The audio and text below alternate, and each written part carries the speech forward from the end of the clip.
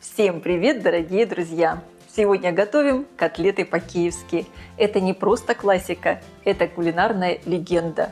Гармония простых ингредиентов и мастерство превращают это блюдо в настоящий гастрономический шедевр.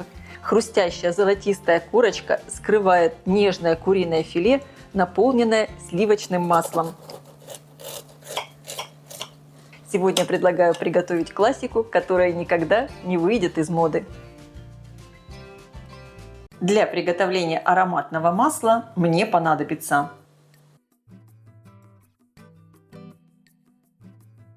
в миску выкладываю мягкое сливочное масло комнатной температуры. Масло обязательно надо брать хорошее, 82% жирности. Я буду добавлять в масло петрушку и укроп. Их надо хорошо помыть и обсушить. У меня такой довольно крупный пучок петрушки и немного укропа. Мелко режу зелень. Добавляю ее в масло.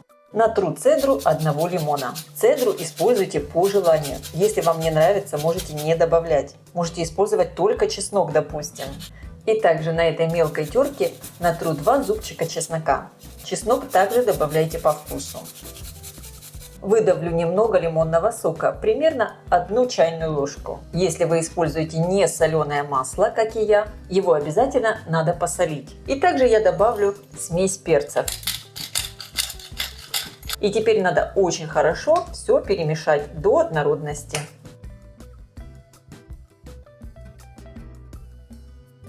Итак, у меня получилось вот такое чесночное масло, очень ароматное и вкусное. Перекладываю масло в пакет. Я использую вот такой zip-пакет. И сейчас из масла я формирую такой прямоугольный кусочек, чтобы его потом удобно было использовать. И теперь отправляю все в морозилку. Масло должно застыть. Подготовлю сухарики. Для этого надо использовать белый хлеб. Он должен быть вчерашний, либо можно слегка заморозить. Я его отправила ненадолго в морозильную камеру. Он у меня слегка подмерз. Если вы хотите сделать идеальную белую панировку, обязательно срезаем корочки. И разрезаю хлеб на такие отдельные кусочки, чтобы удобнее было измельчать в блендере. Выкладываю хлеб в блендер и измельчаю. Пересыпаю все в миску и измельчаю весь остальной хлеб. Итак, у меня получились сейчас вот такие очень нежные мягкие крошки. И сейчас я их слегка подсушу в духовке. При минимальной температуре. У меня это 50 градусов. И можно даже слегка приоткрыть дверцу. Примерно где-то они будут сушиться около часа. Периодически их можно просто немного перемешивать. Итак, сухарики уже готовы. Посмотрите, какие они получились. Такие воздушные, красивые, рассыпчатые. Котлеты с ними получатся просто великолепные. И сейчас займемся подготовкой куриного филе.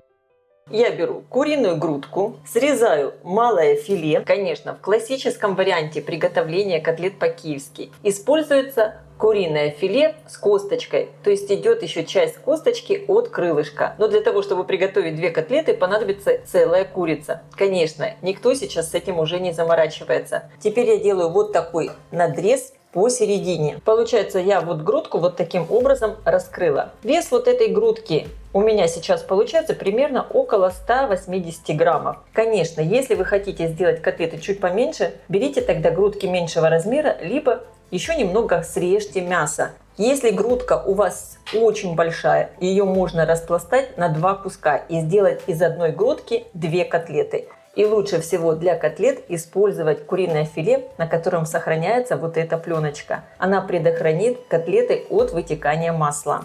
Доску, на которой я буду отбивать куриное филе, я оборачиваю пищевой пленкой. Накрываю сверху еще куском пленки и хорошо отбиваю. Причем отбивать я буду молоточком там, где нет зубчиков, чтобы не порвать куриное филе. Хорошо отбиваем мясо и как бы его растягиваем, распластываем по доске. Филе я отбиваю только с одной стороны. С той где нет пленочки. Вот эту саму пленочку не отбиваем. Как видите, у меня получается такой большой пласт мяса. Котлеты у меня будут довольно крупные. Отбивать мясо надо тонко, буквально толщиной 3 мм. И таким образом я, конечно, подготавливаю все куриные филе. И также слегка отбиваю малые куриные филе. Если малое куриное филе получается слишком большое, его можно даже разрезать пополам. Все подготовленные куски мяса солю и перчу. Причем делаю я это только с одной стороны. Я посолила и поперчила и большое филе, и также малое филе. Из морозилки я достала ароматное масло. И теперь разрежу его на кусочки, примерно по граммов 20. Теперь я беру малое куриное филе и заворачиваю в него масло. Получается такая как бы двойная обертка для масла, чтобы оно потом не вытекло из котлет. И теперь формую котлету. Беру большое филе, выкладываю в середину малое и подворачиваю. Причем начинаю я сворачивать котлету именно там, где нет вот этой пленочки на мясе. Чтобы эта пленочка была в конце, как бы оборачивала на всю котлету. Вот таким образом. Стараемся все хорошо поджать, чтобы масло было со всех сторон укутано мясом. Я сформовала все 6 котлет. И теперь, чтобы легче с ними потом было работать, каждую котлету я сейчас обваляю в муке. Очень аккуратно. Слишком много муки не надо, просто вот таким образом обваливаю. Перекладываю на поднос. И сейчас вот таким образом сформованные котлеты я отправлю в морозильную камеру. Примерно минут на 30. Когда мясо подмерзнет, с ним легче будет работать. И легче будет все запанировать. Подготовлю все для панировки. Понадобится 3-4 яйца. Я сразу разбиваю 4 яйца, так как у меня котлеты довольно крупные. Яйца хорошо разбалтываю. И можно их немного посолить. Итак, все готово для панировки. Мука, яйца и панировочные сухари. Котлеты я достала из морозилки. Нельзя сказать, что они подморозились. Они просто немного уплотнились и мясо охладилось. И, конечно, сейчас их намного проще будет панировать. Беру котлету, обваливаю снова ее в муке. Сейчас уже сделать это намного проще. Она как бы хорошо держит форму. Излишки муки я стряхиваю. Теперь опускаю котлету в яйцо и аккуратно ее в яйце обваливаю при помощи 2 вилок. Сделать это так намного проще, чем пачкать руки. Переношу котлету в сухари. И теперь хорошо обваливаю ее в сухарях. Сухари прямо прижимаю. Котлеты по-киевски делаем в двойной панировке. Хорошо прижимаю сухарики к котлете. И поджимаю все в руках. Теперь излишки стряхиваю и снова котлету отправляю в яйцо.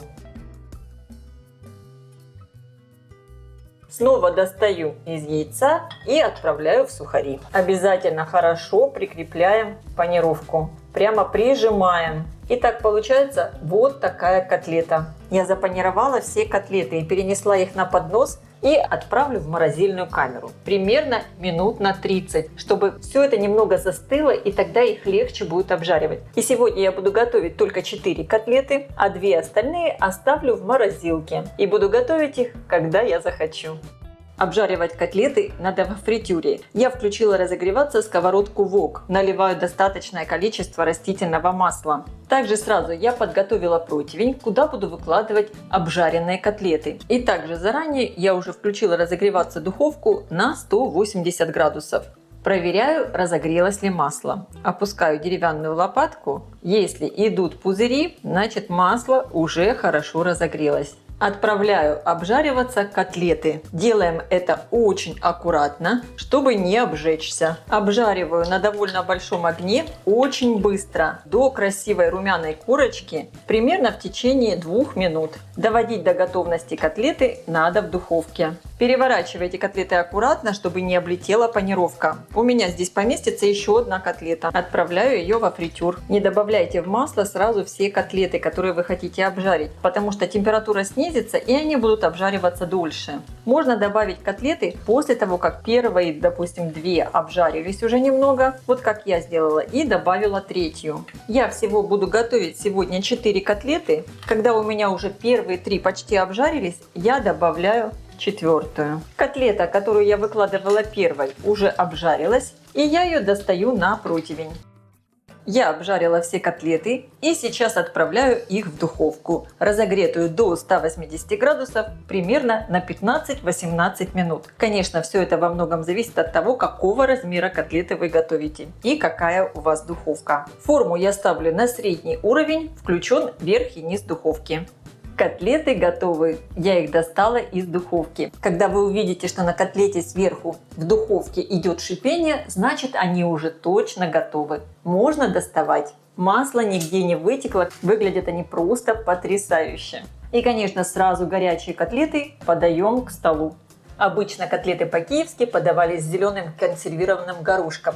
Но я подаю с замороженным горошком, который я слегка отварила. И также подаем с картофелем фри. Картофель солю. Я его обжарила за то время, пока у меня запекались котлеты в духовке.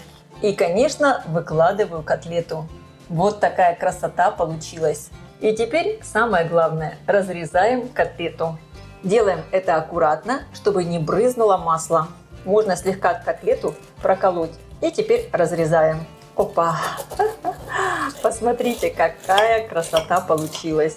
Это просто великолепно. Внутри хорошо приготовилась курица. Сверху вот такая хрустящая панировка. И вытекает вот такое ароматное, очень вкусное масло. Конечно, сказать, что это вкусно, это просто ничего не сказать. Обязательно приготовьте такую вкусную котлету по-киевски. Я уверена, у всех получится и она всем понравится. А я желаю всем приятного просмотра и приятного аппетита.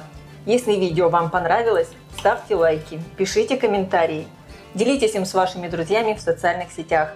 Подписывайтесь на мой канал Люда Изякук «Позитивная кухня». Всем пока!